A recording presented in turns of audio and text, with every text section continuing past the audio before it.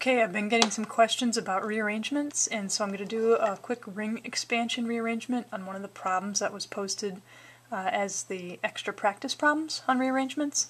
So this has a cyclopropane and an iodine, and the first thing is that to do any kind of rearrangement you need a carbocation, so the iodine leaves. And what you want to see then is what you're left with. I'm going to go off this way just so I have some space here to draw around my little tripod guy here.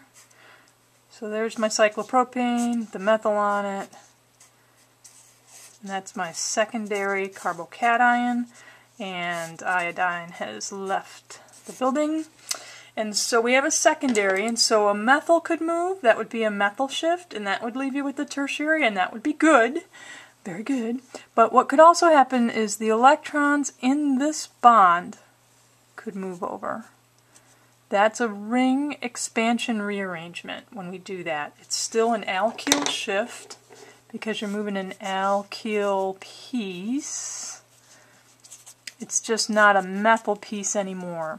And so it's a little harder to see, but the ring expands, and the reason this happens is not only that we go from secondary to what will be a tertiary, which is always good, right? You want to do that. You're also going to go from a strained 3-membered ring or 3-carbon ring to a 4-carbon ring. And what I recommend for this is that you draw it out in the same kind of shape you had before. So this line is here, there, like so. It'll look ugly. That's your new bond that you just formed. When you migrate that over, imagine a line here moves there, and your carbocation sits right here now at that corner. And then you can redraw it so it's a nicer square. It's a little ugly right now, but you know, you can fix it up. What will happen next to get to here is water will act as a nucleophile. These next steps are your normal steps. There's water, and it attacks. That's your nucleophilic attack. Initially, you get something like so, where here's your new bond to water. There's a methyl there, running out of paper. And then you need to do a proton transfer. To get to your final product, you can use water to proton transfer. It's around.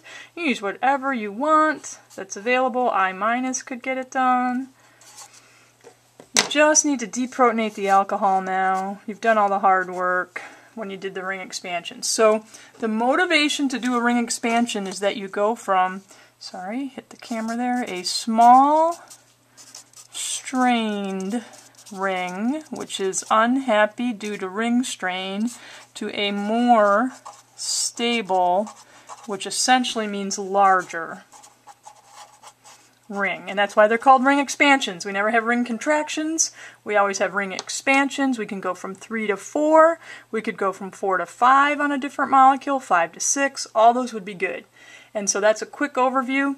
What you want to think of is you're moving the electrons that are part of the alkyl group of the ring. And here we moved that bond right there, and we migrated it over.